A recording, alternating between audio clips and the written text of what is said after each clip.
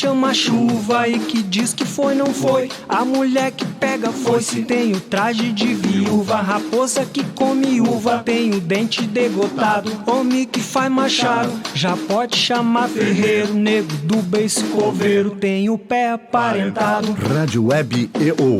Aqui se faz, aqui se paga. Desde 1956, para Ivupens, qualidade é norma obrigatória.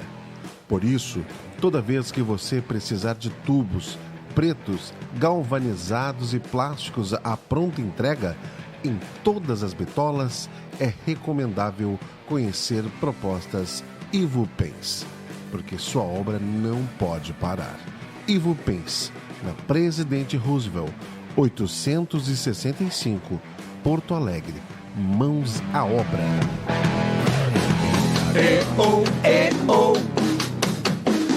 E-oh, e-oh. Sapo que chama chuva e que diz que foi, não foi. A mulher que pega foice tem o traje de viúva. Raposa que come uva tem o dente degotado. Homem que faz machado já pode chamar ferreiro. Nego do beiço coveiro tem o pé aparentado. Rádio Web EO. Aqui se faz, aqui se paga.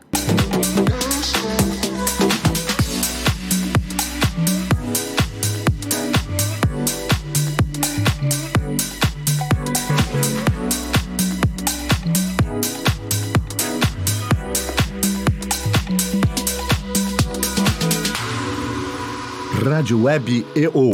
Aqui se faz, aqui se paga.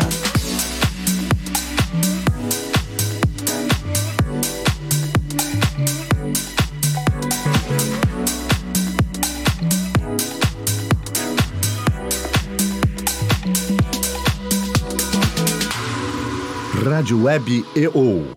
Aqui se faz, aqui se paga.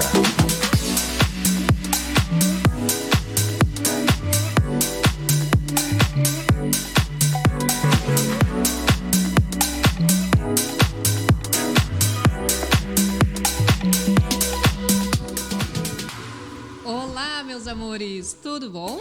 Hoje estamos com um dia ensolarado em Porto Alegre, né? Vou trabalhar com o tempo depois. Bom, gente, hoje estamos começando a Confraria Pet na Rádio EBO com novidades. Estamos com um grande apoiador aqui, que é o Zafari, e nós estamos, então, muito felizes com esse apoio. Bom, gente, hoje nós vamos falar sobre um assunto muito importante, tá? Sobre os direitos dos animais. Você sabe o quanto eu amo esse tema e o quanto tempo eu estava querendo muito trazer o Rogério para vir falar. Né, Rogério? Há muito tempo. É verdade. Olha, desde janeiro, quando a gente conversou numa palestra, eu já tinha conversado com ele e pedido, Rogério, vamos falar sobre direitos dos animais, que é um ponto muito importante que eu gostaria muito de estar trazendo para vocês. Bom, o que você sabe sobre o tema direito dos animais? Vão colocando aqui para nós, aqui no nosso Instagram e também no Facebook. Acompanhe a gente a partir de agora e vão colocando todas as suas dúvidas que vocês tiverem, que a gente vai tirar algumas respostas hoje, né, Rogério? Não todas. Vamos, a gente vai por partes, porque temos mais essa novidade, tá? Já combinei com o Rogério, a gente vai fazer uma edição especial falando somente sobre o direito dos animais. A gente ainda está aqui discutindo se a gente vai fazer 3 ou 4 programas, tá? Mas então, assim, ó, a próxima quinta-feira, mais Rogério Ramey aqui conosco falando sobre direitos dos animais, tá? Acompanhe a gente. Bom, o que vocês sabem sobre o tema direito dos animais?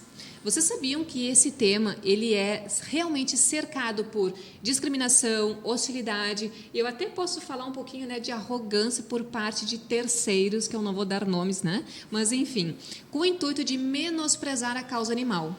Por isso, é tratado muitas vezes sem a seriedade que merece. Mas como o tema surgiu? Como os animais são vistos aos olhos da lei? Quais são os seus reais direitos atualmente? Quais as leis existentes que garantem a proteção dos animais atualmente? E, por exemplo, casos como a das casinhas azuis aqui em Porto Alegre, no bairro Jardim do Salso, ou da cachorrinha, aquela manchinha, que foi agredida ao ponto de morrer lá em Campinas, em São Paulo. Ou então, por exemplo, da ursa Rovena. Como esses casos que foram amplamente divulgados na mídia trazem de repercussão positiva ou negativa para o direito dos animais. A gente vai falar sobre tudo isso hoje, tá? Ou vamos tentar, né, Rogério? Vamos tentar. Que é bastante assunto, né? Bom, vamos lá, né, gente? Vamos começar. Rogério, o Rogério, ele é advogado, Direito Ambiental e Animal, ele é professor do IPA, coordenador do projeto de extensão Direito dos Animais do IPA, também atuante na Conjura Animal e também fez parte do corpo dos advogados que atuaram a favor, né, das casinhas azuis, né, Rogério? Sim, ainda estamos atuando, né? Porque ainda não há uma decisão definitiva no caso. Não teve uma decisão ainda, né? Não, ainda não. Bom, eu vou deixar para te fazer uma apresentação formal aqui para o pessoal te conhecer. E aí sim, depois a gente entra nos detalhes, tá? Vamos lá, gente, então? Vamos conhecer o Rogério? Bom, primeiramente, Aline, queria te agradecer pelo convite, dizer que é uma honra estar aqui hoje, a todos de casa que estão nos assistindo. É um grande prazer falar sobre o Direito dos Animais. Sempre que sou convidado, venho com muito prazer, com muita satisfação, porque é um tema que me é muito caro, é um tema que eu tenho estudado e que venho coordenando lá no IPA, onde eu dou aula, um projeto já há 2 anos e meio, projeto de extensão com direito dos animais, promovendo palestras com convidados para abordar esse tema. Então, até tem uma novidade que eu vou aproveitar também para, em primeira mão, te dar essa notícia. Ali no IPA, onde eu dou aula no curso de Direito, nós vamos ser a primeira faculdade em Porto Alegre, o primeiro curso de Direito em Porto Alegre que vai criar a disciplina Direito dos Animais. Perfeito, né, gente? Parabéns ao IPA, parabéns. É uma novidade bem importante, bem impactante assim no âmbito acadêmico, porque nós não temos essa disciplina, né? Todo mundo que faz curso de Direito, não é comum ter qualquer tipo de tratamento em sala de aula sobre a questão dos animais. É um tema que sempre passa ao largo, ou, quando muito, é abordado em algumas disciplinas, como direito ambiental, direito civil, alguma coisa, focando o animal como objeto de propriedade, né? Alguma questão relacionada ao direito penal, quando se fala dos crimes. É praticamente o que acontece hoje com programas que falam sobre o mundo pet, do meu ponto de vista. Não existe nenhum programa, a não ser o nosso, né, que fala 1 hora inteira falando sobre os animais, e nos outros programas que eu percebo só é um quadro de 15, no máximo 20 minutos, e é sempre uma questão meio tipo supérflua. Me desculpem, tá? A gente não é uma crítica negativa, tá? Mas o que eu percebo? Existe muito conteúdo a ser dito e ser dividido com esse público, né? Do mundo pet. E não só é tratado aquela coisinha assim, a pequenininha, já que é fofinho, né? Exatamente. Bom, e o tema, tu me perguntou, né? Como surgiu essa questão do direito dos animais. Eu poderia te dizer que esse é um tema que não é novo. No âmbito da filosofia, por exemplo, já há algum tempo, né, a gente poderia dizer que, sobretudo a partir do século XIX, ali tem filósofos bem importantes que já desenvolveram teses bem importantes e que ainda são utilizadas para quem fundamenta direito dos animais hoje. Ótimo. Como, por exemplo, poderia citar o Jeremy Bentham, quando ele começou a desenvolver a ideia de ciência, influenciado por outro filósofo, Humphrey Primat, que também trabalhou a ideia do sofrimento animal, da capacidade dos animais em sentir dor, medo e algumas outras sensações. Esses filósofos, eles são tidos hoje como referência, até hoje, para essa questão da senciência animal, que é um conceito-chave para compreender a questão dos direitos animais. O que é esse termo ser senciente? Vamos alinhar com todo mundo aqui. Vamos alinhar. Bom, a senciência animal, hoje ela tem embasamento científico. Para além de constatações mais empíricas, de cunho de proximidade com os animais, que eram o que esses filósofos tinham lá atrás, era muito na percepção do contato com os animais. Hoje a gente já tem um embasamento científico. Poderia citar aqui a Declaração de Cambridge, que é uma declaração conceituada no âmbito científico, bem importante, que foi elaborada em 2012 e que demonstra, com embasamento técnico e científico, que os animais têm consciência. E não apenas capacidade, portanto, de sentir dor, medo, sensações assim, físicas e sensoriais, mas eles também têm níveis de consciência que permitem que eles tenham uma certa subjetividade. Eles se enxergam no mundo como seres individuais, diferentes do outro, são capazes de elaborar estratégias para lidar com o que acontece com eles, se aproximam daquilo que lhe dá bem-estar, daquilo que lhe dá felicidade, prazer, se afastam daquilo que lhe causa qualquer tipo de malefício, tem níveis de linguagem, tem níveis de desenvolvimento de cultura, e isso não são todos os animais. Então, o próprio direito dos animais, ele faz esse recorte, ele usa o vocábulo animal, mas, na verdade, ele faz um recorte nos animais sencientes. Por quê? Porque são apenas os animais sencientes que são capazes de ter essas experimentações de forma subjetiva, do seu ponto de vista interno, assim como nós, humanos, Sim. que, no âmbito da filosofia, se passou a dizer e fundamentar que eles têm interesses próprios. Interesses que são moralmente relevantes e interesses idênticos aos nossos, dos seres humanos. Então, a partir daí, a filosofia começou a dizer, olha, os animais sencientes são titulares de interesses próprios, ao não sofrimento, à sua liberdade de movimentação, à liberdade de conviver com outros indivíduos da própria espécie, a liberdade de buscar a luz solar, o interesse de querer permanecer vivo. E esses interesses teriam que ser levados em conta por nós humanos no âmbito das nossas relações com esses animais. O sentimento de perigo também. O sentimento de perigo. Tem um estudo, eu só não vou saber citar o nome de quem fez esse estudo, tá, gente? Porque foi me dito isso. Então, eu não sei qual é a referência, mas tu pode, se tu souber de alguma coisa, me fala, tá? Eu acredito que esse estudo ele foi feito baseado na parte de etologia animal, tá? Então, a questão de comportamento animal, tá, gente? Onde foi feito um estudo que o cachorro... Foi feito com um cachorro e um lobo, tá? O lobo foi colocado um desafio para ele e ele ficou em volta do desafio tentando entender o que ele poderia fazer com aquilo e ele conseguiu desvencilhar o desafio dele, tá? Vamos dizer que o desafio era levantar uma caixa e pegar o que estava ali para ele comer, tá? Quando foi feito isso com o cachorro domesticado, o que aconteceu? Ele ficou circundando a caixa, circundando, não entendeu muito bem o que poderia ser feito. Ele olhou para o dono, latiu para o dono. Sim. Então, isso não traz também a questão de que ele também entende que há um problema e ele sabe que o humano vai resolver esse problema para ele? Sem dúvida. Isso não é senciente? Sem dúvida. Nessa relação, tu poderia interpretar, eu não conheço esse estudo, mas poderia interpretar que já há uma proximidade com o humano e o próprio animal já entende uma relação e desenvolveu uma linguagem humana para facilitar um pouco também a sua vida, digamos assim. A sua vida, né? Claro. E isso a gente percebe muito com esses animais que já estão numa relação de proximidade com os humanos, como cães, gatos, né? Eles já desenvolvem um comportamento um tanto quanto não tão associado mais aos animais em estado de vida selvagem, silvestre mesmo. Então, isso são sinais bem interessantes dessa relação também de proximidade, o quanto o animal consegue desenvolver estratégias de proximidade com os humanos para se beneficiar.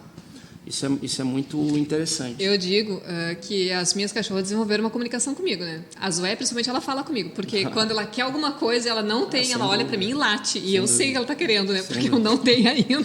As minhas também. Eu tenho 2 em casa lá que, meu Deus, elas têm uma linguagem que eu compreendo e acredito que elas entendam mais o que eu falo com elas do que eu entendo do que elas estão querendo dizer para mim. Então, elas têm um vocabulário talvez de 50, 60 palavras já bem tranquilo, que elas me compreendem.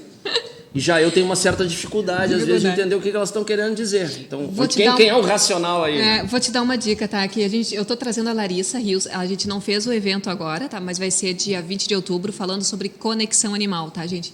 Vou te mandar o convite depois para participar. Se eu puder trazer a Amora aqui, eu trago também, tu vai ver o que ela faz. Gente, eu vou só dar um oi para a galera que está aqui já no Instagram. Vamos lá dar um oi. A Cusca tá aqui. Ai, tinha que cair, né? A Pretinha, tinha mais gente aqui. Deixa eu ver quem mais que tá aí. Para mim também, a Cusca, a Thelma. A Thelma, a Carmen, a Lucita, a Lu.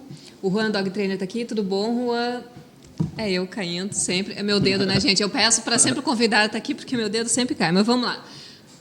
Um beijo para todo mundo. A Cusca fez a pergunta com relação à questão dos resultados das casinhas azuis, tá? Com relação a... Já quer saber das casinhas? Então eu vou fazer só uma brechinha aqui, tá? Porque ainda não saiu o resultado, tá? Então o Rogério pode dizer que tem alguma previsão, Rogério, de sair desse resultado? Nós estamos aguardando. Somos advogados do processo. Nós temos um grupo de colegas que está advogando nessa ação para o MGDA, né? O Movimento Gaúcho de Defesa Animal. É complicado comentar agora sobre o processo, porque ele está concluso para uma decisão, né? Mas, basicamente, é uma ação que a gente busca dar cumprimento a uma legislação estadual do cão comunitário, que estabelece uma política pública de proteção desses animais em estado de vulnerabilidade na cidade. Nós entendemos que é uma lei que não viola qualquer competência municipal, que não gera qualquer problema de deslocamento humano nas vias, nas calçadas, nas vias públicas, e que é uma política pública extremamente necessária. A gente sabe que sempre é melhor o animal estar num lar. Com certeza. Mas não se trata disso nesse caso específico, porque as casinhas elas têm um papel muito importante num contexto muito maior, onde, por exemplo, eu te daria um número que se estima, com dados do IBGE, que só em Porto Alegre a gente tem em torno de 40 mil cães em estado de abandono, em estado de vulnerabilidade nas ruas. Uma política de cão comunitário é uma política para enfrentamento desse problema, tentando atrair a coletividade para arregaçar as mangas e ser parceira do poder público no enfrentamento desse problema. E a casinha, ela não está albergando apenas alguns cães, meia dúzia de cães, 10 cães, por exemplo. Não é uma matilha. Não, ela exerce uma função de refúgio para uma série de animais que, eventualmente, por ali vão passar e vão se abrigar em momentos de frio, de chuva. Né? Como tem aqueles potinhos, aqueles canos assim, para alimentação, água e comida. E gera a responsabilização de pessoas da coletividade que ficam responsáveis por aqueles animais. Né? Então, não tem problema de lixo, zoonose. Tem gente cuidando. Tem sempre gente cuidando, gente responsável. E a gente acredita, já tivemos um posicionamento favorável do Ministério Público no feito, e estamos no aguardo do deferimento do pedido liminar para que as casinhas permaneçam lá. Por hora é o que a gente pode comentar. A Cusca está dizendo aqui que o apoio da Conjura Animal está sendo uma maravilha nesse caso. A gente tem um apoio de colegas aí, especialistas, professores que estão engajados nesse caso. E, enfim, nós vamos tentar, de todas as formas possíveis. Estamos sempre apoiando, né, Cusca? A gente estamos aqui, do lado de vocês, aguardando essa resposta. Mas vamos voltar ao nosso assunto básico, inicial aqui. Como surgiu o direito dos animais, você já começou a falar que veio desde lá da filosofia. Mas quando ela realmente adentrou para o mundo do direito, para a esfera do direito, vamos dizer assim? Boa pergunta. Com base nesses movimentos, nessas teses filosóficas que foram levantadas há mais de 2 séculos atrás, o tema ele passou a ganhar força, sobretudo na metade do século passado, quando movimentos ligados, por incrível que pareça, à defesa de direitos humanos e uma grande contribuição dos movimentos feministas, de mulheres que, de certa forma, identificavam na opressão que elas eram vítimas, a opressão também aplicada aos animais. E hoje não é raro também encontrar, quando tu faz uma palestra sobre direitos dos animais ou quando promove um evento, o público feminino ele vem em muito maior quantidade. Né? E isso tem uma relação interessante de percepção, de violação de direitos, de vulnerabilidade, de opressão. E é curioso esse fenômeno, mas tem uma conexão muito forte com os movimentos feministas. Legal. Inclusive, tem uma obra que eu indico para todos que queiram se aprofundar. Vamos anotar, né, gente? Que é A Política Sexual da Carne. Tu já deve ter ouvido falar da Carol Adams. É uma teoria feminista vegetariana onde ela faz bem essa conexão da opressão da mulher com a opressão dos animais. Né? Claro, não se trata do mesmo fenômeno, não é a mesma relação, mas a cultura do patriarcado, do consumo da carne, ela, de uma certa forma, ela tem traços bem significativos assim, que tanto levaram à inferiorização ou opressão das mulheres durante séculos, como também está na relação do paradigma humanista, que gerou todo esse entendimento de que o homem, sobretudo o homem macho, tem força e é o que detém o poder, então pode oprimir as demais espécies, né? Sim. Então é uma relação bem interessante. Então, a partir dos anos 70, essa questão começa a ganhar força com movimentos que migram da perspectiva da defesa do direito das mulheres ou de uma bandeira mais feminista para movimentos que assumem, então, uma bandeira de libertação animal propriamente dita e passam, então, a desenvolver, ao longo de vários locais do mundo, aquilo que se passou a chamar de movimento por libertação animal e que tem diferentes conotações. Ora, numa perspectiva mais abolicionista, de abolição do uso dos animais em todas as formas de utilização pelos humanos. Tipo alimentação, vestuário, entretenimento, pesquisa testes, geral. E outro movimento também ligado a essa ideia de proteção dos animais, mas vocacionado a uma perspectiva mais de bem-estar animal. Então, lutando para melhorar a condição do animal. Exato. Então, há uma divisão, né, desse movimento no sentido de uma perspectiva mais radical, abolicionista, e uma outra abordagem de alguns autores, inclusive, numa ideia mais de bem-estarismo, de poder usar os animais desde que os animais não sofram. Tipo, eu não quero entrar em detalhes, tá, gente? Mas ok, eu vou falar vou fazer um questionamento para ti que está linkado ao que a Cusca está questionando aqui também. Tá. O que é considerado hoje crueldade com os animais e tortura dos animais diante da lei? Tá? O que isso é representado teoricamente, vamos dizer assim, né? Bom, porque essa na é uma prática pergunta... a gente já sabe, né, gente? A gente sente isso na prática, né? Mas dentro do direito, o que é considerado? Essa é uma pergunta difícil de responder pelo seguinte: nós temos na Constituição Federal de 88 uma regra constitucional que veda todas as formas de crueldade contra os animais. Ao vedar todas as formas de crueldade contra os animais, a Constituição está lançando uma mensagem bem-estarista, de uma certa forma, dizendo: é proibido usar os animais em situações de sofrimento desnecessário. Perfeito. Quando o animal sofra de uma forma desnecessária, a gente vai encarar isso como uma crueldade, como maus tratos. De outra forma, a lei vai abrir possibilidades de utilização dos animais quando não houver sofrimento ou quando o sofrimento for encarado como necessário, porque não há alternativa. Então, por exemplo, vou te dar 2 exemplos. A lei vai permitir que a gente mate animais para fins de alimentação. E vai estabelecer uma norma de abate humanitário. Sim, já ouviu e vai falar. dizer que o animal, portanto, ele tem que ser dessensibilizado antes de ser morto. Então, ele não pode morrer com sofrimento. Então, ele vai ser dessensibilizado. Aí a normativa vai estabelecer para as diferentes espécies de animais de abate a forma como o animal vai ter que ser abatido. O gado vai levar um tiro de pistola de ar comprimido no meio da cabeça. O porco vai sofrer choque nas têmporas. A galinha, por exemplo, vai ser mergulhada numa banheira de água com corrente elétrica. E esses animais, então, sofrem uma dessensibilização, praticamente desmaiam, mas não morrem, e depois, então, é feito o abate, a sangria do animal. Né? Então, essa é uma norma permitida. Muitos poderão dizer, mas não é crueldade matar os animais? Pelo direito vigente hoje, não, porque é uma norma de abate humanitário. Se entende que não há crueldade nesse ato, pela perspectiva do direito hoje vigente. Sim. Né? Por outro lado, a gente poderia dizer que será que rodeios, sacrifícios religiosos, então abre-se a possibilidade e pesquisa onde os animais sofrem direto, né, situações de testes e acabam tendo situações de sofrimento.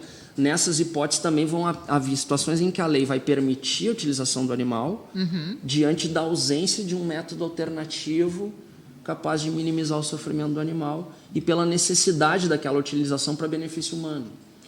Então, tu vai ter testes em animais para fins medicinais, para desenvolver um fármaco novo. Na verdade, é um conceito bem delicado. Né? Então, o que eu ia te dizer? A crueldade é um conceito aberto. fica à margem do intérprete, no caso concreto, Em um caso ou específico, diante de uma lei específica que exclua aquela hipótese da caracterização de crueldade. Nós tivemos agora um caso bem curioso, que foi o caso das vaquejadas. Sim. As vaquejadas elas foram consideradas inconstitucionais pelo Supremo Tribunal Federal, numa decisão bem apertada, né? Foi 6-5. Sim. Mas a decisão final foi de proibição das vaquejadas. Houve depois um lobby no Congresso Nacional. O que é lobby? É pressão política para que seja elaborado uma lei ou, no caso, uma modificação da Constituição. Foi feita uma emenda constitucional. Perfeito. Que ficou conhecida, inclusive, como a emenda da vaquejada, que era para enfrentar essa decisão do Supremo, para desqualificar, tirar os efeitos dessa decisão e retomar a possibilidade de fazer vaquejada no Brasil. Então, se incluiu lá um parágrafo novo no artigo 225, dizendo que manifestações culturais, quando forem... como é que agora me fugiu bem o termo jurídico que está posto, mas quando forem reconhecidas pelo IFAM, que é o Instituto do Patrimônio Histórico e Cultural Brasileiro, e havendo uma garantia de bem-estar por parte de alguns veterinários, não caracterizarão situação de crueldade.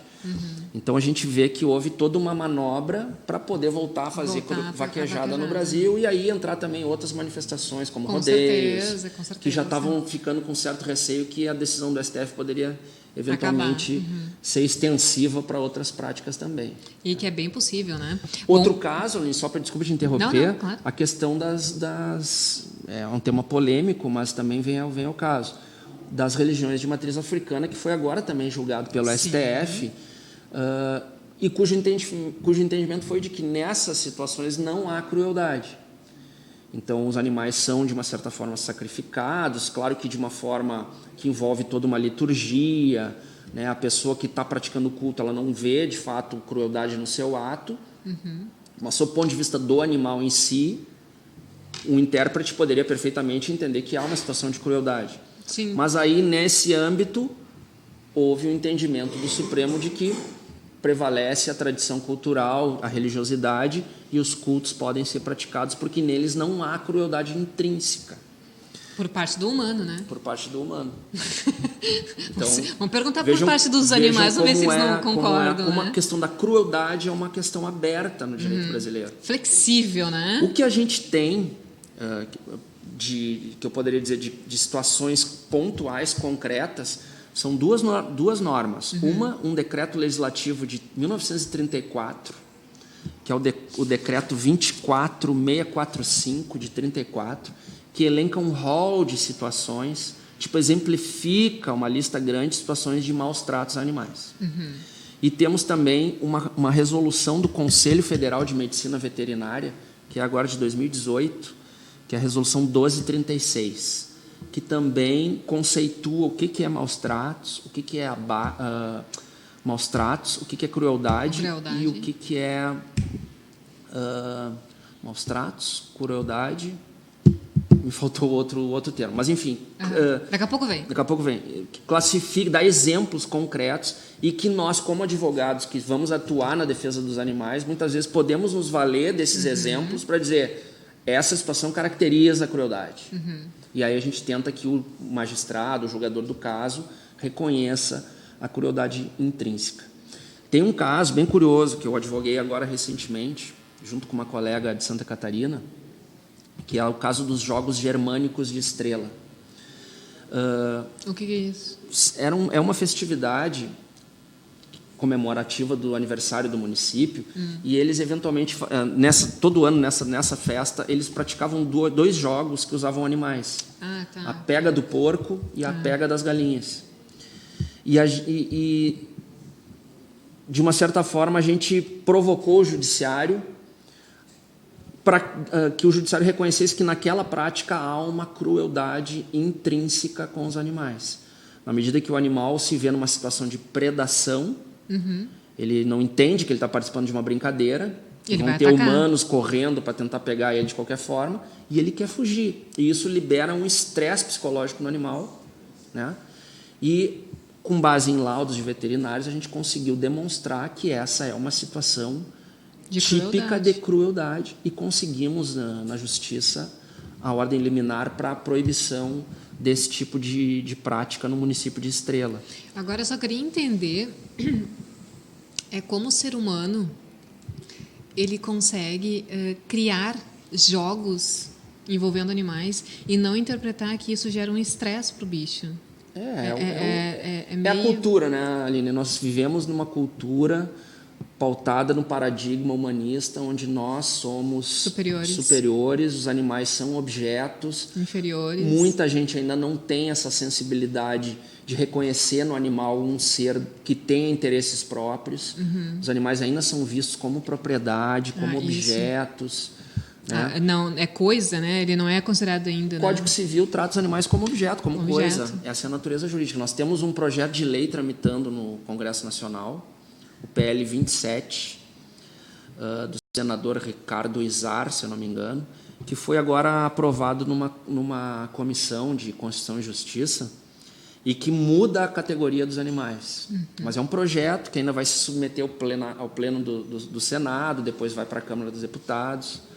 Não sabemos se vai ter aprovação, mas é um projeto que é bem importante porque ele muda a natureza jurídica dos animais para sujeitos de direito e isso pode ter um benefício muito grande para muitas situações. Nós que atuamos com a defesa dos animais, assim, a gente entende que isso e tem alguma coisa que nós, vamos chamar assim de civis, né, que temos interesse que isso seja aprovado, a gente possa fazer alguma coisa? Consulta no site do Senado, PL 27, 2018, dá para fazer aquela consulta pública e se manifestar um interesse pela aprovação. Tá, é 27? 27 de 2018. 2018, tá, gente? Então, assim, depois eu vou fazer um postzinho falando sobre isso, tá? Para a gente manifestar a favor, então, e fazer com que isso contribua, né, que essa PL seja aprovada. A Cusca falou aqui, só vou voltar na questão dela. Ela falou assim, o que indica nos casos de maus tratos? Vejo muitos relatos de vizinhos que presenciam, mas não sabem como e devem agir. Se podem invadir ou pegar o animal por medo, acabam não agindo. Tá? Deixa eu só ver se tem outra aqui. Jogos assim. Isso é importante. A legítima defesa para animais já vem sendo entendida como possível. É possível. E, ademais, sempre quem presencia uma situação de crime pode intervir em benefício da vítima. Isso aí é uma situação de legítima defesa de terceiros. Mas aí tu tem que estar sempre respaldado com a presença de um policial? O tem ideal, que fazer o BO? sim, porque quando a gente presencia uma situação de maus tratos com animais, geralmente quem está maltratando não está maltratando em praça pública, está maltratando dentro da sua casa. E aí tu vai invadir uma propriedade, isso pode ter um confronto físico com o dono dessa propriedade. É que assim, o que eu acho que é mais fácil, tá? Eu estou interpretando dessa forma, tá, gente? Vocês podem contradizer aqui, tá? Mas eu entendo assim, que é muito fácil tu identificar maus tratos quando alguém está dando um pau no cachorro ou um pau no gato, tá? Sim. Vamos dizer assim, bem específico as palavras, tá? Agora, por exemplo, que eu já presenciei, não dar comida, a pessoa sai, fica 7, quase um mês fora, aí os gatos saem pela janela, eles pulam pela janela do banheiro, aí pedem comida para todo mundo, a gente dá comida para os desesperados, daí quando tu vê são 10 gatos que tinha dentro da casa que tu não sabia, dentro do apartamento. Como transmitir isso que realmente é um maus tratos, porque daí depois a pessoa volta de viagem e diz assim, mas não tem problema porque os gatos ficam sozinhos, sabe? Sendo que a gente acabou de fazer um especial de gatos falando que gato não fica sozinho, tá, gente? Então, assim, aí vai ficar eu contra a pessoa, né? E aí, eu acho que essa é a questão mais chave, assim, como vai ficar essa situação? Primeiro, tu gera um conflito, porque tu é vizinho de prédio, né? O gato, na teoria, ficou lá X dias em casa. Aí tinha comida, mas daí acabou, né? Sim. Por que os gatos fugiram? Os gatos pularam pela janela. E aí, o que fazer nesse caso, né? Sim. O que o síndico, nesse caso, pode fazer? Porque daí todo mundo fica sem saber o que fazer. Né? Essas situações mais específicas, assim, ou críticas, digamos assim, o que a pessoa pode fazer? Ela pode filmar, ela pode fotografar, ou ela pode, de fato, resolver agir. Né? Ela pode, talvez, fazer uma denúncia junto a uma delegacia de polícia, porque isso é um crime. Nós temos o artigo 32, que tipifica como crime a situação de maus tratos. E É um tipo penal também aberto, não há uma definição clara das situações que caracterizam maus tratos, mas todas essas que tu descreveu, com apoio dessas outras normas que eu já citei, tu consegue enquadrar essa situação de abandono, de deixar de alimentar, ou deixar o animal preso, acorrentado, em situações críticas, tu caracteriza claramente como situação de maus tratos. Aí, que tipo de procedimento tomar? A pessoa pode fazer uma denúncia nos telefones que tem no site da nossa prefeitura. No 156. Exato, pode fazer aquela ligação. Não tem surtido grandes efeitos. Muita gente que me pergunta, alega que já liguei, mas não acontece. Exatamente, já ligou para a prefeitura, já ligou para o bombeiro, já ligou para o IBAMA, já ligou para todo mundo, né? E todo mundo diz assim, não é comigo, é tem que ir numa delegacia de polícia, tem que registrar, fazer o BO. Aliás, acho que dá para fazer online. E se dá quiser... para fazer online, dá uma olhada no site. Sim, dá para fazer online. Delegacia digital, se não me engano. E, além do BO, diante de uma situação de flagrante, pode dar chutar, pode invadir o apartamento, pode. Se não tiver ninguém, e libertar o animal. É uma legítima defesa de terceiro, que as pessoas não têm a tendência de fazer porque não querem se incomodar, porque pode depois surgir uma situação de o cara vai cobrar uma indenização pelo estrago que eu fiz. E outra, mas, em tese, tu invadiu, pegou o animal agora é tua responsabilidade, né? Sim, nesse período tu ficaria como responsável. Tu fica como responsável. E aí, o que tu vai fazer com esse animal? Né? Aí tu tem que ser consciente de que tu tem que agir desta forma e conseguir... Ou tentar, de fato, né, com que alguém da polícia venha também, faça essa ação. Esse flagrante, pegue o animal, leve para um abrigo, o animal também vai ficar num abrigo público nesse período, né? Então, é uma série de situações. É difícil. Essas relações... O ideal é a gente conseguir desenvolver, né, nas pessoas uma educação humanitária, uma educação para lidar com o bem-estar dos animais e respeitar os animais. Né? Nesse caso específico que eu te falei, o que aconteceu? A síndica optou em não fazer o BO. A gente recolheu os animais, inclusive eu, né, ajudei. E a gente falou com a irmã da pessoa. Aí depois falamos com a pessoa, mostramos as fotos, mostramos os vídeos e tentamos uma forma mais consensual, assim, acho que é a palavra correta, né? É uma forma. E aí melhorou. O importante é a gente saber que a gente tem que agir. Tem que agir. Hoje tem muita informação. Se tu botar fizer um Google rápido, onde denunciar, como agir, vai abrir uma série de informações bem importantes com os telefones. E a gente tem que insistir, não pode simplesmente fechar os olhos, virar a cara, porque são seres sensíveis, são seres que estão sendo oprimidos em muitas situações e a gente tem que fazer alguma coisa. Na tua percepção, tá? O que era antes a relação direitos dos animais para a relação atual direitos dos animais? Hoje está tendo mais, assim, tipo assim, a polícia, os juízes, os advogados, eles estão tendo uma abertura maior para esse tema e a aceitação que há realmente situações que são crises e que têm que ser tratadas como realmente como é que se diz, um crime ou então maus tratos. Sim, eu sou bem otimista, Aline. Eu vejo tanto pelas decisões judiciais que eu tenho acompanhado, quanto pelo interesse das pessoas no âmbito acadêmico, que sim, nós estamos num processo de transformação, num processo de libertação desse paradigma humanista e entrando num novo paradigma, construindo uma nova perspectiva dessa relação que nós temos com os animais. Eu sou bem otimista. Eu vejo que há um movimento que começa a ganhar cada vez mais força, impulsionado pela nossa relação com os pets. Isso é bem presente, assim. Claro que no âmbito do direito dos animais, a perspectiva é mais ampla. São todos os animais sencientes que importam e que merecem uma consideração jurídica, não apenas aqueles que nós consideramos pelos quais a gente nutre mais afetuosidade, né? Como os cachorros, gatos, que são os animais que a gente tem mais convívio. Mas esses animais eles têm também contribuído de uma certa forma para a construção dos direitos animais. Posso te dar alguns exemplos. A jurisprudência vem reconhecendo, até pode ser um tema para a gente abordar com mais profundidade em outro encontro, mas vem reconhecendo no âmbito das relações familiares a aplicação do direito atinente a crianças e adolescentes para os animais. Então, diante de uma separação de um casal, aquele cônjuge que fica com o animal pode reclamar do outro ex-cônjuge que ele, eventualmente, divida as despesas, uma espécie de pensão alimentícia pelo custeio da alimentação ou dos cuidados médicos, veterinários com o animal. Isso a justiça já tem reconhecido. Tem também, às vezes, o litígio familiar se dá para saber com quem fica o animal. Às vezes, ambos querem o animal. Sim, como é que se diz? A guarda compartilhada. Então, a justiça também já vem reconhecendo a possibilidade de uma tutoria compartilhada, uma custódia compartilhada dos animais.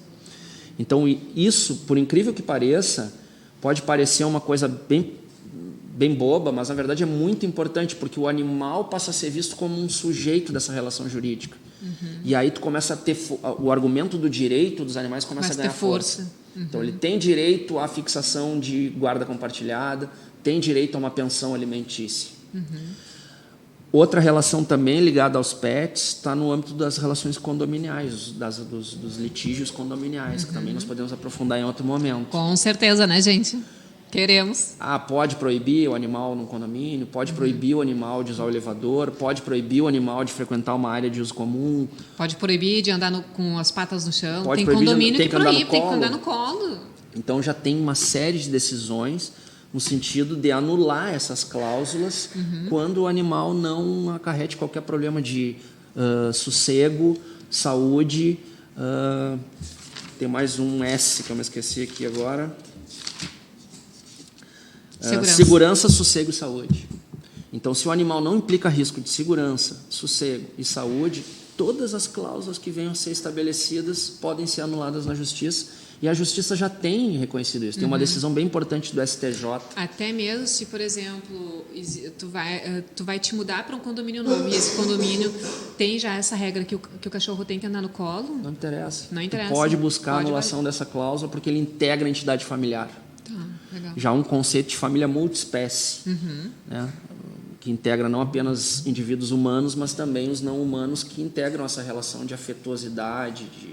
Perfeito. Só vou ler aqui uma questão que a Pixel falou antes. E turismo com animais também. Já ouviram falar no Zoo de Buenos Aires que se pode tirar foto com leão? São acusados de dopar animais. Pois é, Pixel. Isso é uma questão também que nós temos não só na Argentina, como aqui no Brasil tem, acho que zoológicos. No Brasil tem cerca de 104 zoológicos registrados. E nós temos uma legislação federal, a Lei 7.173 de 83, que é a lei federal que regulamenta os zoológicos no Brasil. Mas essa legislação ela é de uma época anterior à Constituição e ela é muito focada no bem-estar e na segurança humana na visitação. Sim. Pouco focada no bem-estar do animal. Então, por isso que a gente tem situações como a da ursa marcha e situações de muitos animais em estado de grande estresse, de degradação, totalmente fora do ambiente onde eles deveriam estar vivendo, né? Então, o problema do zoológico é um problema bem crítico também. Tem um zoológico que me falaram, não conheço, não fui. Se não me engano, é Gramado Canela, alguma coisa assim, mas ele não é um zoológico de visitação. Tem visitação, mas, enfim, ele é um zoológico de... como é que se diz? É de cuidados. Eles recolhem os animais que foram encontrados, tipo, machucados. Para recuperação de animais e depois reintrodução. Não tem como reintroduzir. Daí, por isso muitas vezes o animal fica sem condição de ser reintroduzido. Exato. Só que daí parece que eles ficam soltos, assim. As pessoas não têm... Os principais argumentos que ainda justificam, né, que são contestáveis, porque, querendo ou não, é uma forma de instrumentalizar o animal para um benefício humano, mas ainda se usa as justificativas da educação ambiental, de uma certa forma fazer com que os humanos venham a ter contato com animais que não mais silvestres ou que não mais vão ter de outros países, de outros lugares, e também questões relacionadas à pesquisa e comportamento animal, e também essa função de reintrodução né, de animais que são, de uma certa forma, utilizados, seja por biopirataria, seja por outras formas de tráfico de animais, e que são, então, resgatados e precisam passar por uma espécie de ciclo, um período de readaptação. Né? esse ainda é um argumento bastante aceitável, até para quem trabalha com direitos animais. Né? Se vê como algo positivo esses ambientes Zoológico. de uma...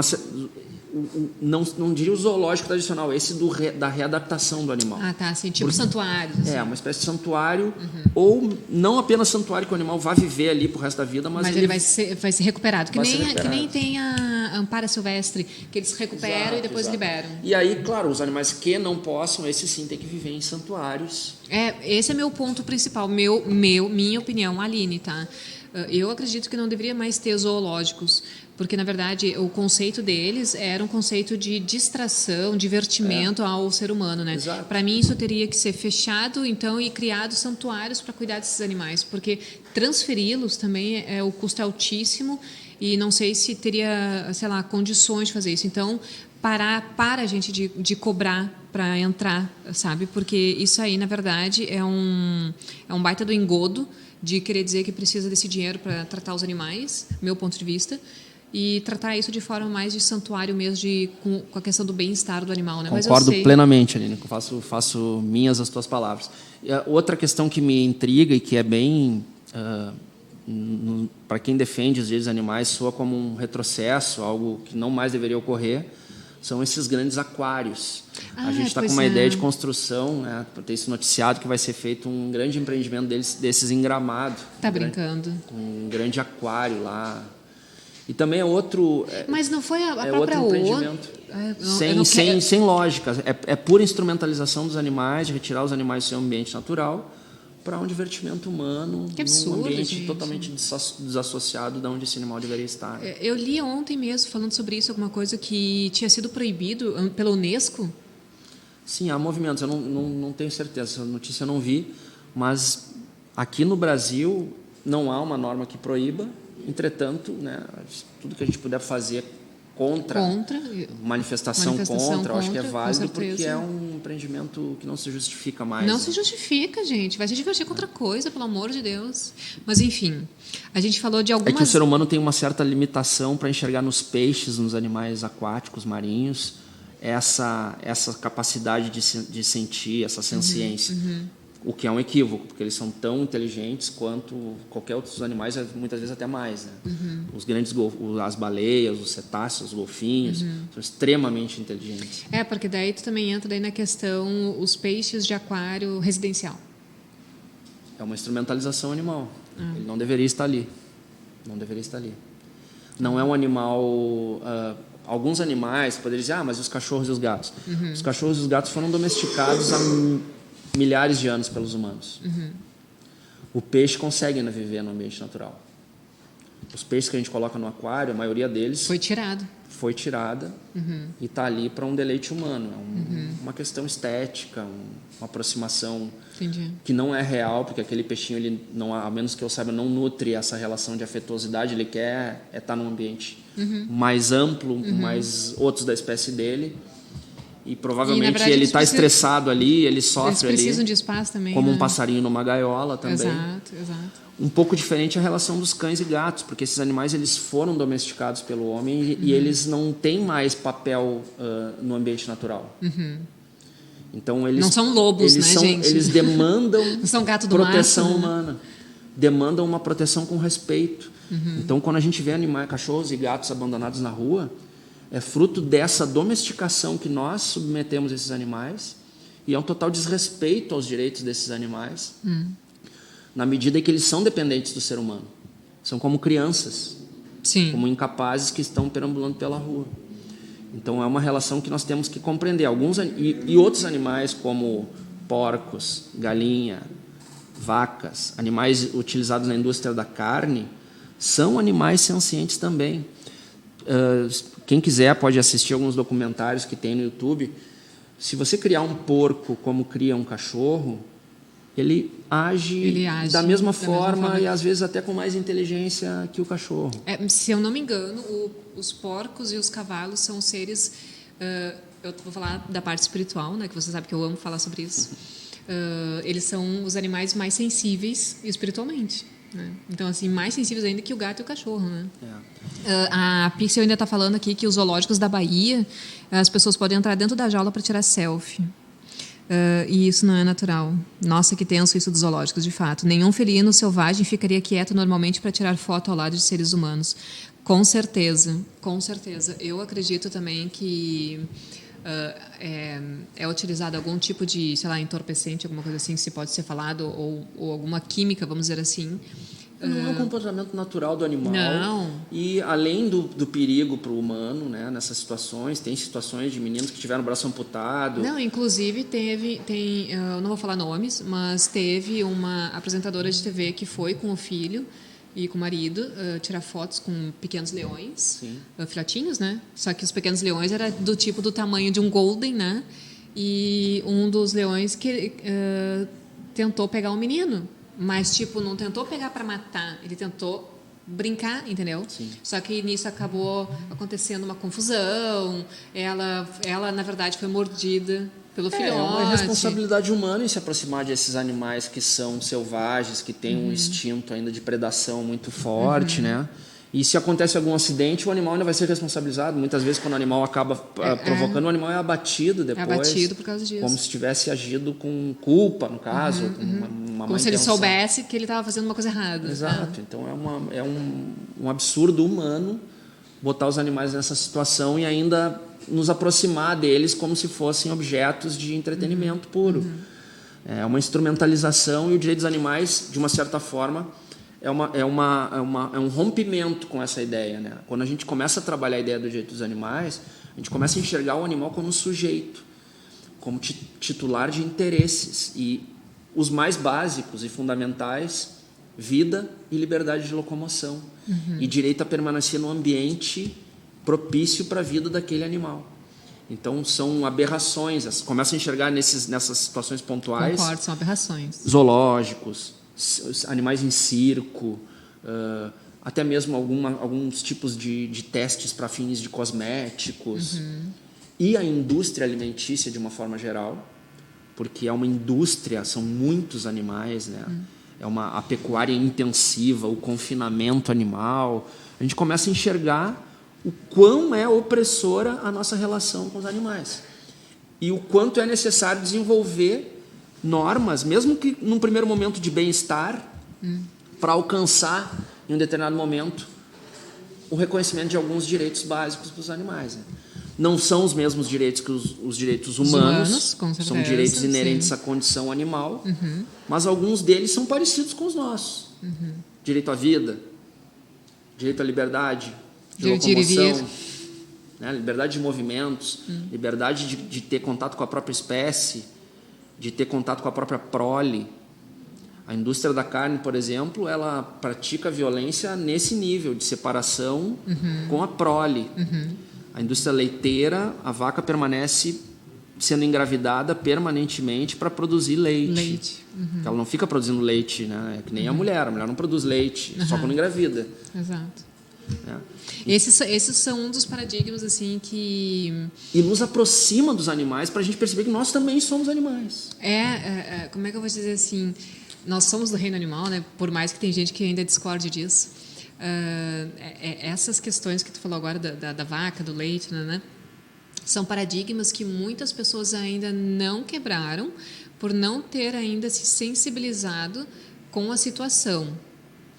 Eu digo por mim, tá? Porque eu bebi leite, eu comi carne, eu comi queijo por muito, muito tempo. Sim. E quando eu comecei... O mundo não é vegano, gente não nasce vegano. A gente não nasce vegano. Quer dizer, tem gente que já está nascendo vegano, né? Graças a Deus. De veganos. A gente nem entrou no quesito vegano, tá, gente? Só para vocês entenderem, a gente está falando somente de questão de direito, tá? Mas o que eu estava comentando é que quando eu comecei a ter problemas de saúde, é que eu comecei, e claro, já trabalhava a questão espiritual, mas ainda não tinha aberto a consciência para esse lado. Quando eu comecei a ter problemas de saúde, eu comecei a entender alguns fatos e comecei a perceber, ampliar cada vez mais a minha consciência. E aí eu conheci o Rogério, conheci o Fernando nas palestras aqui da URGS que vocês fizeram, né? E muitas coisas me foram abrindo a mente, assim. Então, assim, gente, não espere que da noite para o dia as pessoas começam a entender os processos, né? Então, não, são coisas gradativas, né? Espero, de fato, que isso... seja provocado e aumente essa questão de aumento de consciência das pessoas a partir de agora de uma forma mais rápida do que foi para mim, por exemplo, tá? Eu espero que isso aumente de verdade. Com relação ao que as meninas estão comentando aqui no Instagram do zoológico, né? Um quesito que eu só queria colocar que o maior percentual de público visitante desse zoológico na Argentina, olha, eu não quero mentir, mas se eu não me engano, eu ouvi já estatísticas com relação a isso e dizem que quase 99%, mas 90%, não quero chutar alto, o público é brasileiro, que argentino mesmo não vai lá. Nem Uruguai, nem outros. 90% é brasileiro. Infelizmente, porque é visto como um ponto de atração turística, né? Eu nunca visitei esse zoológico, nunca tive coragem de entrar lá. Não, eu já vi fotos. Eu já vi fotos. Não me agrada as imagens, não é um local que eu vá me sentir bem. E então eu também opto por não visitar. Mas de uma certa forma eu não critico, sabe? É um processo cultural de descobrimento dessa nossa relação com os animais que está se intensificando em função de algumas situações que estão surgindo, do assunto está sendo mais debatido na mídia, de casos que talvez daqui a pouco a gente vá falar, que tem contribuído um pouco para isso, e está havendo um despertar, assim, de uma certa forma. Isso.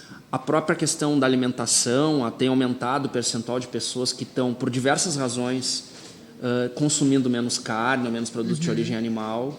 Às vezes pode ser por uma questão de saúde mesmo, pode ser por questões que escutam aí na mídia relacionadas à proteção do meio ambiente, à devastação das florestas, à extinção das espécies, e aí a pessoa quer se engajar numa perspectiva causa, mais ecológica e acaba fazendo a conexão com a indústria da carne, o quanto ela contribui para a gente perder qualidade ambiental. E pode ser também, como para muitos que estamos nessa luta pelos animais em si. Por reconhecer que todos os animais sofrem, que todos os animais sencientes sofrem, que têm interesses que são deles, que são oprimidos, que estão em situação de extremo desrespeito. E aí a gente opta como uma posição política. Eu me tornei vegano há 3 anos. Também não nasci vegano. Eu me conscientizei, foi um processo difícil também de transição, mas chega um momento que a gente isso internaliza. E fica natural. Mas eu não critico quem não seja. Eu acho que é um processo de modificação. Né? De fato, não é esse o objetivo. É um processo individual. É de cada um. De cada um. O importante é a gente, quando tiver consciência de que pode fazer alguma coisa, dentro das nossas possibilidades, fazer. E uma coisa que eu sempre falo é, se isso faz sentido para ti, mantém. Se isso não faz mais sentido para você, então busque orientação, informação, para tu te sentir bem com as decisões que tu tomar, né? Porque, na verdade, não é uma obrigação.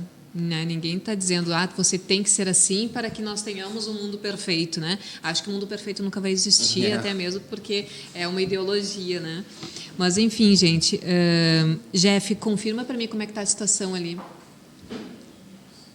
2 minutos? Gente, nós estamos com 2 minutos no Instagram, tá? Então, assim, a Cusca levantou uma questão aqui com relação às viagens, né? E quais as regras, se tem lei, né? Lembro de um caso que um cão morreu em uma viagem de ônibus. A empresa não permitiu que o animal fosse na caixinha, ficou junto com as malas e morreu. Deixa eu ver o que mais, se tem mais alguma pergunta. Tá.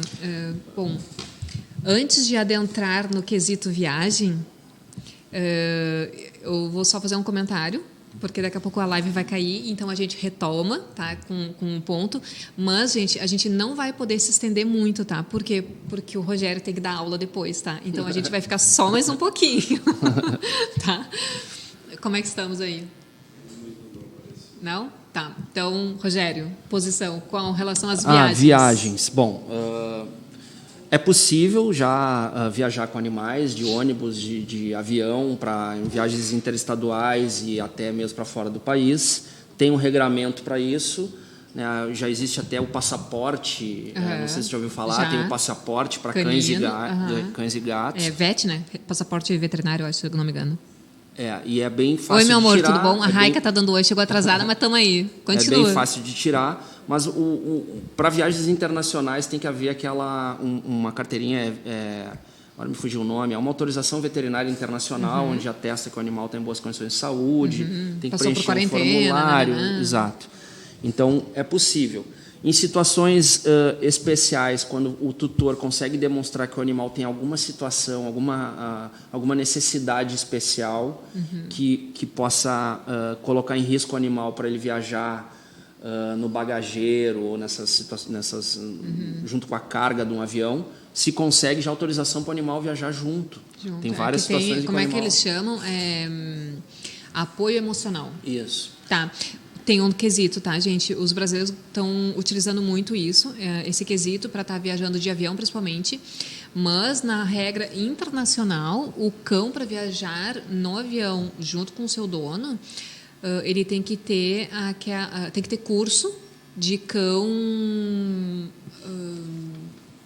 como é que se diz? Cão suporte... Não, cão de serviço. Cão de acompanhamento, uma coisa assim, tá? Tem que ter esse curso. E aqui está tendo uma flexibilidade ainda, não sei até quando eles vão manter isso. Outra questão interessante, Aline, que poderia trazer rapidamente, é a possibilidade de tu fazer o registro em cartório. Apoio emocional, isso aí, gente. Poder fazer o registro em cartório da identidade do animal. Eu quero que tu fale depois sobre isso. A IdentiPet, né? Isso. Eu até tenho feito para algumas pessoas, assim, fiz para as minhas 2 cachorras que eu tenho lá em casa. É bem interessante, é um documento que, de uma certa forma, garante que tu é o tutor daquele animal. Em caso em que o animal seja perdido, fuja, e eventualmente um terceiro encontre e não queira devolver o animal, tu tem aquela garantia de que o animal tu é o guardião daquele animal, né? É o tutor, né? Que tu é o chama, tutor. Né? Na declaração sai guardião. Ok. E, eventualmente, até para as disputas familiares. Depois, se um eventual ex-cônjuge não quer assumir uma responsabilidade, tu tem um documento em que, de um determinado momento, foi registrado o nome dos dois como guardiões. Vai precisar ter o chip?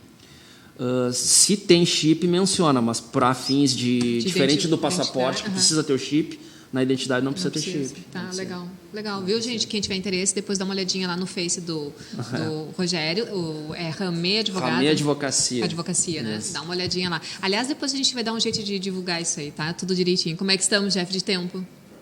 14 segundos? Tá, então vai cair e já voltamos, tá? Seguidinha. No Facebook, vocês que nos acompanham, continuem com a gente, porque a gente vai continuar assim o papinho, mas por mais um pouquinho, tá? Porque senão o Rogério vai perder a aula e os alunos vão ficar bravos comigo. Bom, a gente vai entrar, Rogério, na questão... Agora, a gente já fez alguns comentários com relação às áreas do direito que o direito dos animais atua, tá? Isso. Então, eu só quero retomar quais são as áreas para o pessoal estar meio que todo mundo acompanhando.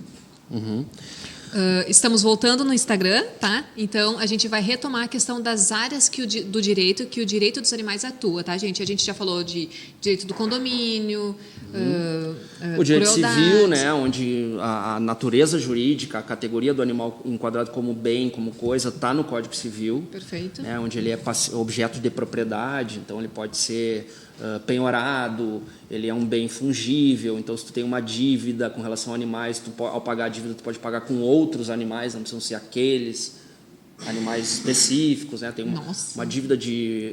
por exemplo, tu me deve 10 bois, ao me devolver os bois, tu não precisa me devolver aqueles 10 bois.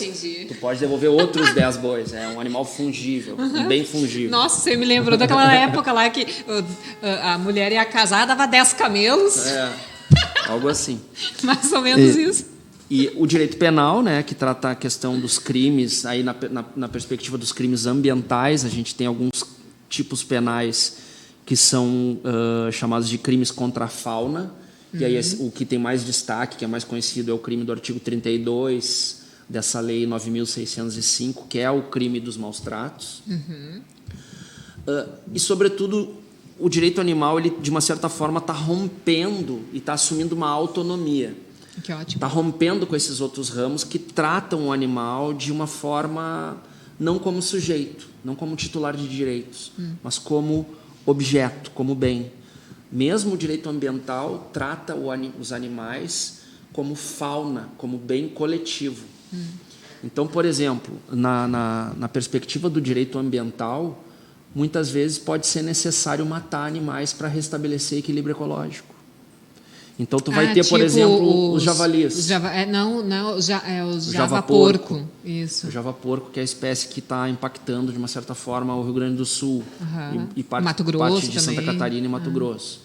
Então, é um animal que tem sido visto como um indivíduo invasor, uma espécie invasora, melhor dizendo, e que impacta o ambiente natural. Então, de uma certa forma, a eliminação desse animal é vista como algo benéfico para o ambiente.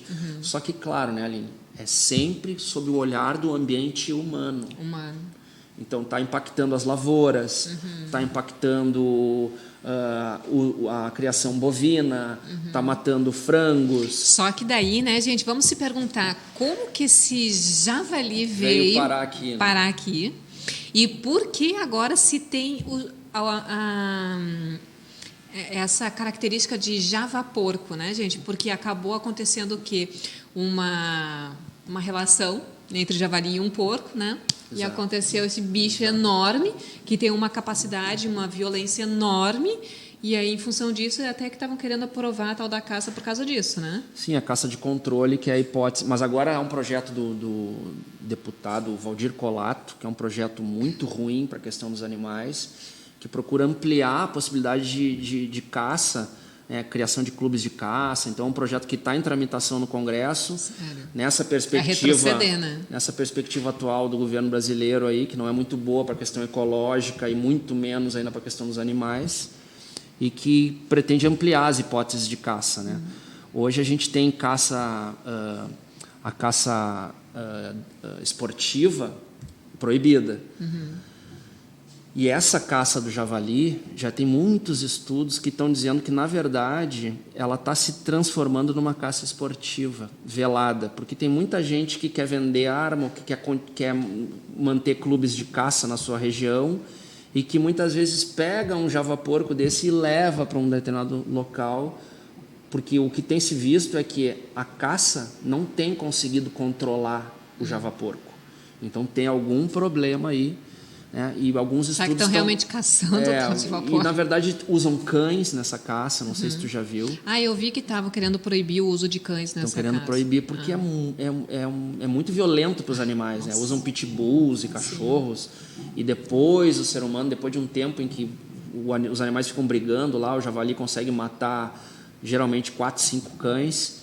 Aí, então, vem o humano e dá uma estocada final de faca para finalizar a morte do animal. Muito grotesco, né? É um problema, né? É uma situação em que ainda não há uma resposta concreta, nós precisamos desenvolver estratégias. Muita gente defende a ideia de não caça desses animais, de políticas de esterilização, de confinamento, de direcionamento para determinadas áreas. Enfim, hoje o que se tem é a autorização do IBAMA para caça de controle desses animais. Específicos. E isso pelo viés do direito ambiental, né, que vai se preocupar com os animais quando o animal estiver em risco de extinção, e aí ele tem uma maior proteção jurídica. Sim. Pelo direito ambiental, ou quando for animal que não tiver qualquer importância ecológica, como é o caso dos cachorros, dos gatos, das galinhas, dos porcos, das vacas. Que proteção o direito ambiental dá para esses animais? Apenas a vedação de crueldade. Sim. Apenas a vedação de crueldade, abrindo possibilidade da lei caracterizar situações claramente cruéis como não cruéis. Como eu te falei antes, pode ter o abate humanitário e, portanto, matar, criar boi, vaca, galinha, porco e levar para o matadouro. E outras situações que envolvam práticas culturais, a lei pode dizer, não, nessa situação a gente vai dizer que não é cruel. Sim. Enfim, né, gente? Temos muito ainda que estudar e evoluir, né? Vamos falar um pouquinho sobre as leis... Bom, tu acabou falando, né, das leis existentes já, mas tem alguma lei específica assim, que tu queira dar uma salientação maior assim, na questão do direito dos animais? Olha, Aline, a gente tem algumas leis que eu posso te citar aqui. Eu já falei que tem as duas normas que são mais usadas para quem advoga para a caracterização dos maus tratos, que é o Decreto Legislativo 24645 de 34 e a Resolução do Conselho Federal de Medicina Veterinária de 2018. Tá. Fora isso, a gente tem situações pontuais, uma série de leis. A gente tem, por exemplo, no Rio Grande do Sul, uma lei que proíbe a utilização de animais em circo. Ah, legal. Não temos uma lei federal, né? Temos em alguns estados. A gente tem lei que proíbe animal em circo, por exemplo, em Goiás, Alagoas, Espírito Santo, Mato Grosso do Sul, Minas Gerais, Paraná, Paraíba, Pernambuco, Rio de Janeiro, Rio Grande do Sul e São Paulo. Ótimo. Né? Temos a famosa Lei Arouca, que é considerada uma espécie de uma forma de retrocesso com relação à lei anterior, que vai permitir a utilização de animais, inclusive a vivissecção de animais, em estabelecimentos de ensino superior ou de educação técnica de nível médio na área biomédica. Então, aquela prática da vivissecção, ela passa a ter possibilidade em certas situações. A Lei Arouca é a Lei 11.794 de 2008. O benefício, uma coisa positiva da Lei Arouca foi o estabelecimento das comissões de ética no uso de animais no âmbito das instituições de ensino e de pesquisa.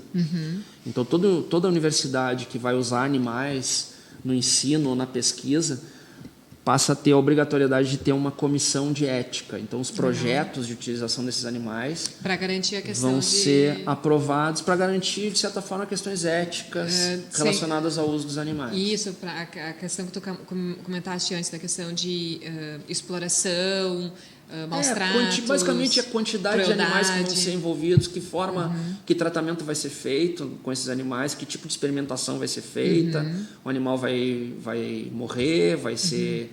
Sabe? Então, é esse tipo de... Que tipo de produto vai ser testado no animal? Sim, porque, por exemplo... Justifica o projeto, tem benefício para pesquisa a utilização do animal e, por vezes, então, a comissão pode sugerir modificações no projeto. Por ser considerado crueldade. Por ser considerado uma situação que viola o bem-estar animal. Sim, por exemplo, aquele que fica pingando no olho do beagle até ele ficar cego. Pronto, agora ele ficou cego. Isso poderia ser proposto por um aluno de algum curso, enfim, a comissão vai analisar, então, a necessidade dessa prática, aprovando ou não aprovando o projeto e a continuidade da pesquisa. Perfeito.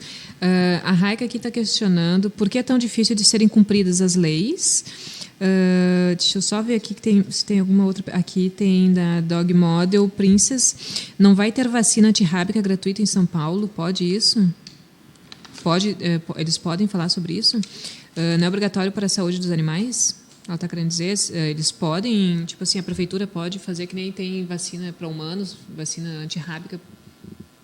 Eu desconheço se a prefeitura está fazendo isso.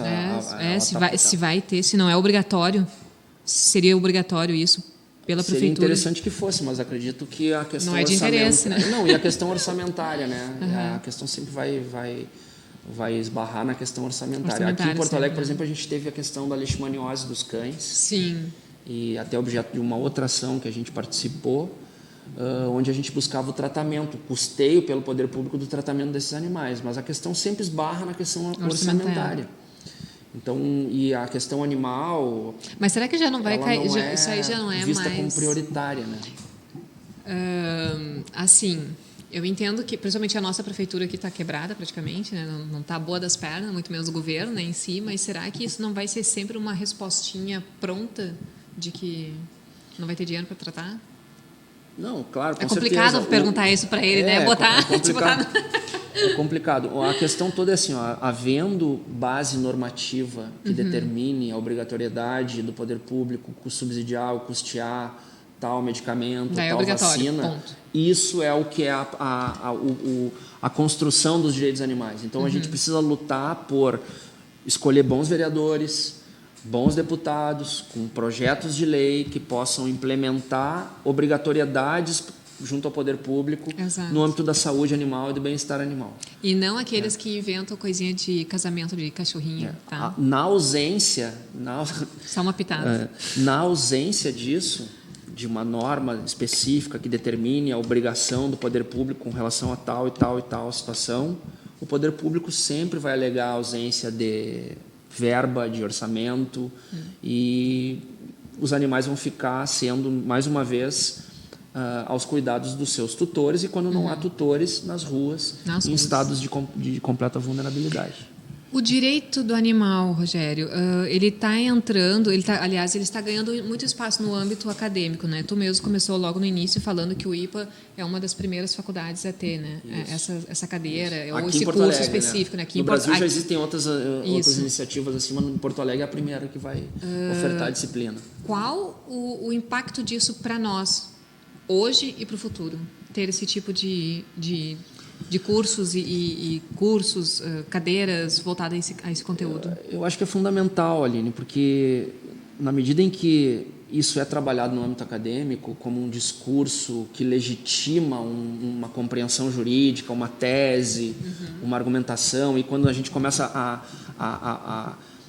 a poder dar uma nova interpretação para as leis já existentes, levando em conta também os interesses de outros seres não da nossa espécie, desenvolvendo uma ideia anti-especista, né?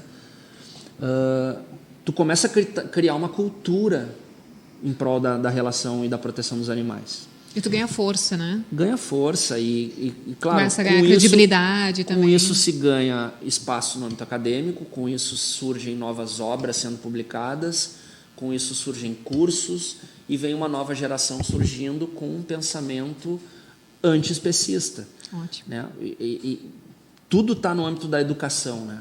Se a gente não passa por esse processo de educação e de conhecimento das teses filosóficas que já existem há muitos anos, que fundamentam isso vai ficando...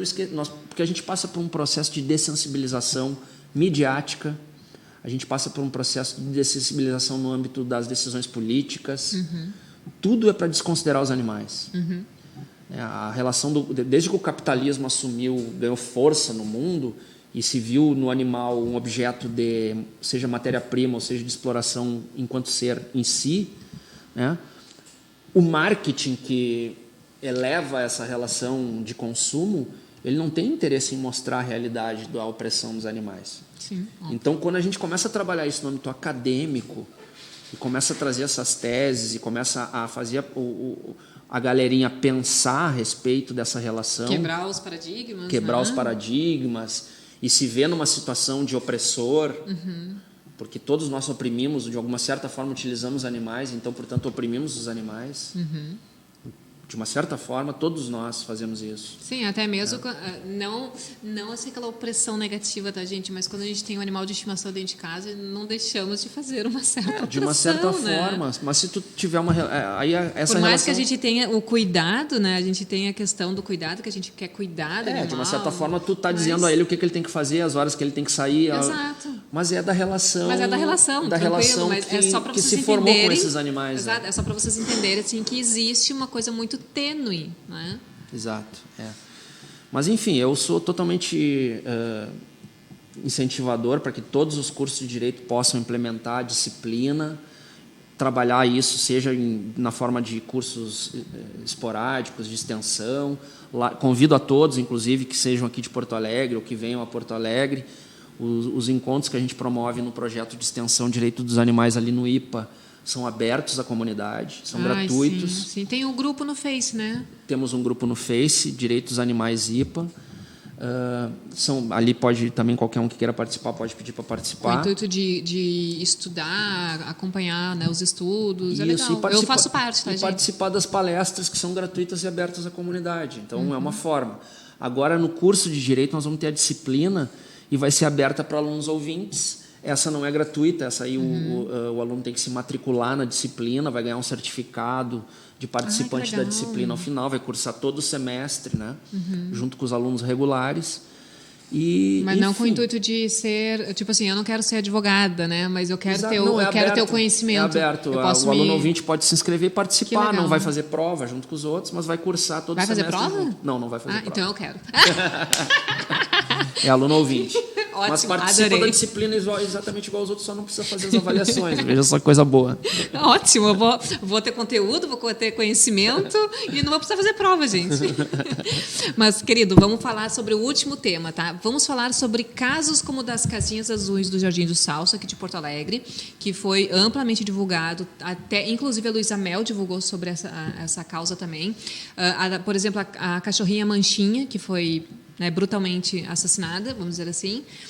e também da ursa rovena, né? Casos como esses, como contribuem para o futuro do direito do animal ou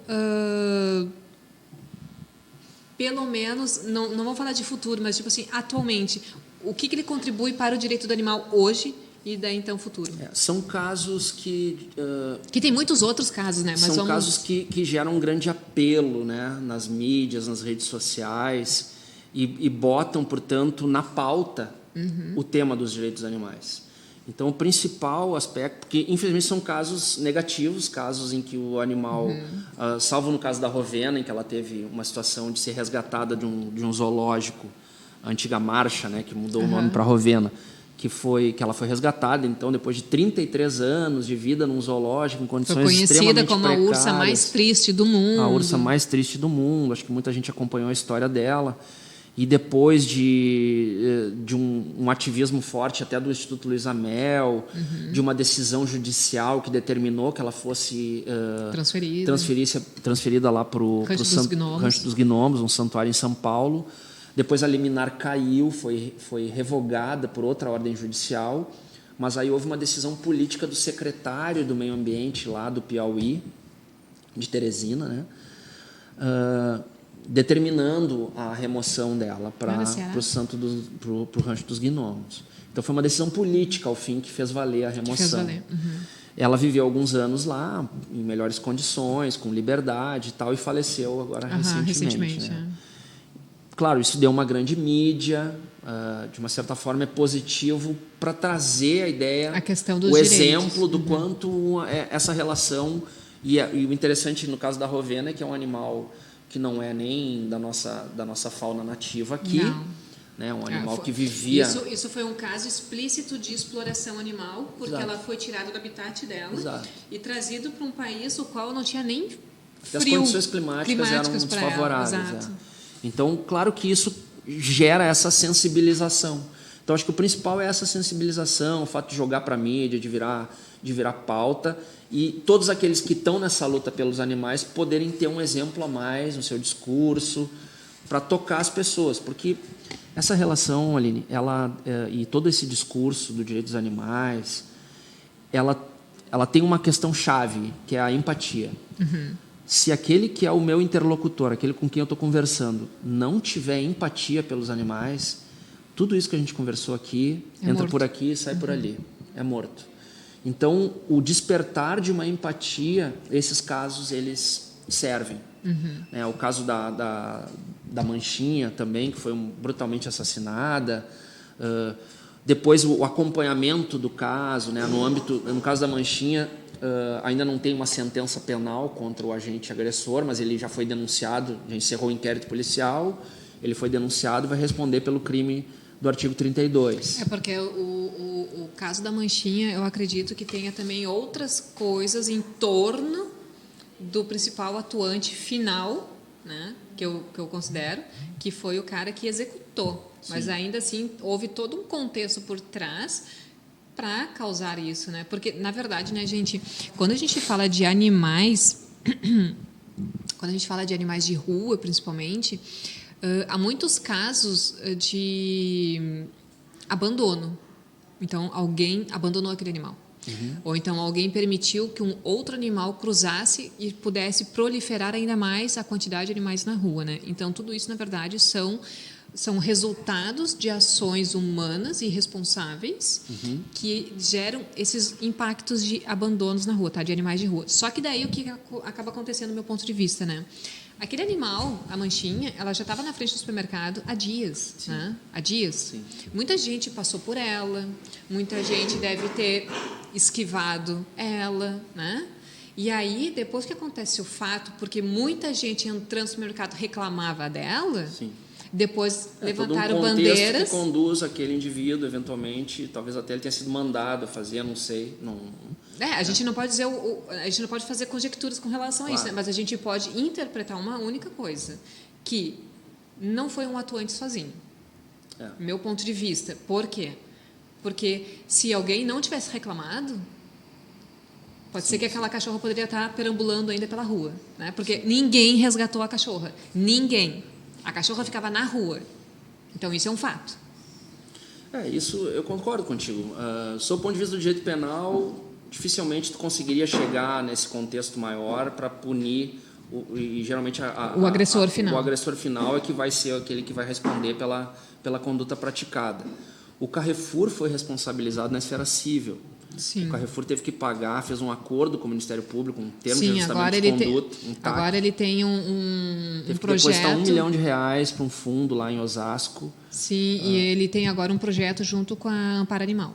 Pode ver que ele está sempre apoiando, patrocinando então, a Amparo Animal. De uma certa forma, essa condenação repercutiu tão negativamente na imagem da empresa, da marca, que essa empresa vai acabar direcionando, seja talvez nem por interesses filosóficos, éticos, mas por interesse mesmo obrigatório financeiro, resgate da imagem, e vai acabar fazendo alguma coisa em benefício dos animais. Então, de uma certa forma, esse é um ponto positivo, mas infelizmente esses pontos positivos eles só surgem depois de uma situação extrema negativa. Né? Como aconteceu também recentemente que a Luísa Mel, na verdade, foi a polícia ambiental, né, e mais o advogado lá, e aí ela junto, em conjunto, entrou naquele clandestino, como é que é o nome? Criatório. Isso, criatório clandestino. Recuperou mais de 1.700 animais, muitos ainda estavam em prenhos, né? Alguns já morreram por doenças. E hoje a Pets também não vende mais animais e está colocando nas suas gaiolas hoje animais para adoção. Né? Então, assim, são situações positivas. Negativas, mas que geraram... acabam tendo um efeito ali adiante... paliativo, mas positivo. De proteção. Exato. E a questão, tu tocaste, né, agora voltando um pouco também a questão do cão comunitário, a gente não consegue entender justamente por esses problemas, sabe? Nessa situação que tu mencionaste no início, do abandono dos cães, a quantidade de cães que tem em estado de vulnerabilidade, e quando surge uma lei estadual que implementa uma política pública de proteção dos animais em estado de vulnerabilidade, envolvendo a coletividade nessa tarefa que é do poder público, havia uma negativa por parte do poder público da efetividade ou do cumprimento efetivo dessa lei, é uma situação que eu, sinceramente, eu não consigo entender. Não consigo entender. Porque só tem benefícios, até mesmo para a imagem dos políticos que estão aí, apoiar essa situação do cão comunitário. Né? Além de servir como refúgio, ter um papel importante, é uma situação de envolvimento coletivo na tarefa de proteção animal. E é tudo o que nós precisamos hoje. E a Constituição Federal, no 225, ela estabelece um dever, tanto do poder público quanto da coletividade, em proteger e preservar o meio ambiente, e aí inserida a questão da proteção e do bem-estar dos animais. Então, todos nós, Aline, temos um dever constitucional de atuar em prol dos animais, em prol do respeito, em prol do bem-estar animal. A nossa omissão, isso que a gente está acostumado a ver, que tu citaste no caso da manchinha, as pessoas verem e não darem a menor bola, essa omissão, dia, né? Essa omissão é inconstitucional. Então, todos nós, ao assim agirmos, estamos agindo de forma inconstitucional, porque a Constituição ela projeta obrigações para nós na relação com os animais que estão em estado de vulnerabilidade. Animais domesticados. Sim. Que nós os colocamos numa situação de afastamento do ambiente natural e da relação de comportamento natural que a espécie teria. Então, hoje, virar a cara para animais, e agora vou ter que falar, comprar animais, é uma Tudo situação contribui. que viola esse dever de proteção, porque nós temos muitos animais em estado de abandono. Então, quando algum de nós pensa em ter algum animal como animal de companhia, prioritariamente tem que pensar na adoção desse animal.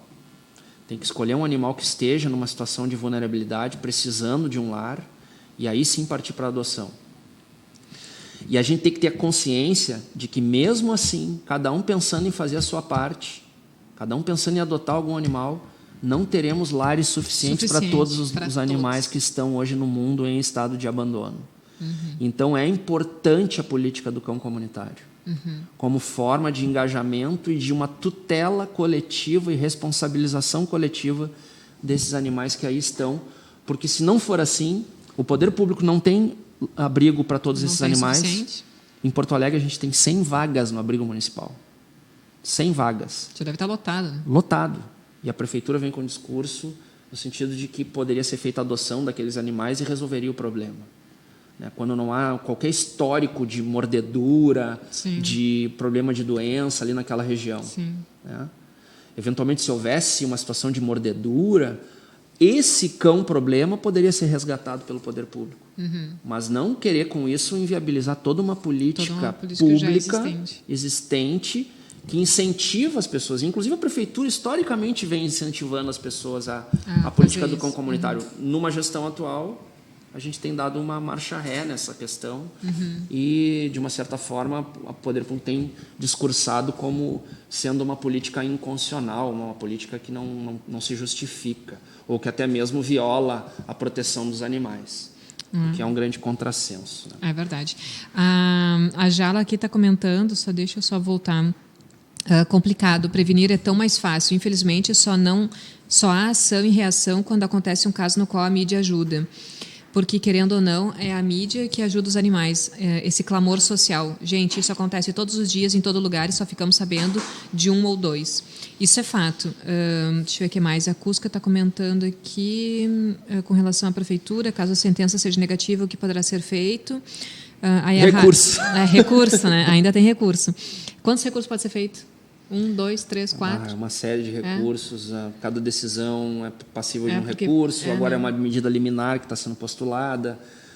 Poderá ser recorrida tanto pelo Ministério... Mas, enquanto isso, as casinhas ficam no lugar...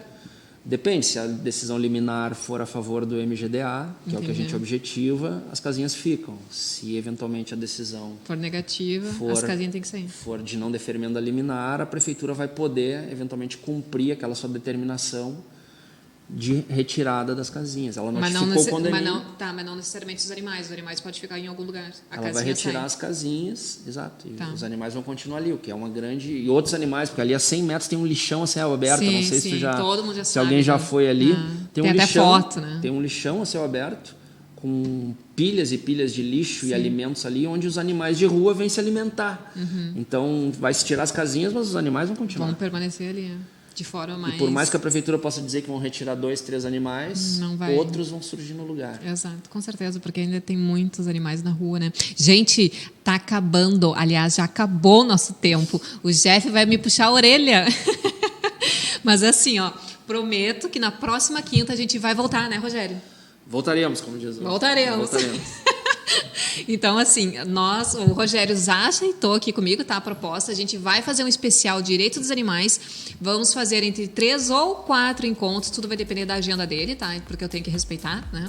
Vamos tentar trazer convidados também, para não ficar só um monólogo aqui, né? Com certeza, vamos ter convidados extras também para aprofundar sobre os direitos dos animais na questão do condomínio, de família, falar também sobre a parte mais ambiental, outra mais, de repente, de exploração. Vamos falar de vários assuntos, tá, gente? Fiquem ligadinhos. Caso vocês tenham sugestões de temas também, podem me passar em inbox. Eu vou botar depois aqui uma caixinha de sugestão de assunto, tá? Pra gente estar conversando, né, Rogério? Legal. Então, a gente volta na quinta-feira. E, claro, né, enfim, não vou conseguir ler todas as mensagens que deixaram aqui agora, porque eu tenho que acabar, tá? Um beijo. Obrigada a todos por vocês estarem aqui conosco. Muito obrigada de verdade, Rogério. Muito obrigada por ter aceito e ter vindo. Eu que te agradeço. Obrigado a todos. Desculpa qualquer coisa se não me fiz entender em alguns momentos, mas aí volto e podemos tirar algumas dúvidas na sequência. Na próxima a gente liga a tecla SAP. Bom, gente, mais uma vez, estamos aqui então com o apoiador do Zafari. Um beijo, gratidão também por esse apoio e, claro, né, vocês têm sempre um Zafari do coração. Qual o Zafari do coração de vocês? Mandem para nós aqui pra gente ficar sabendo, tá bom? Um beijo, obrigada e uma boa tarde para vocês. Até, tchau, tchau.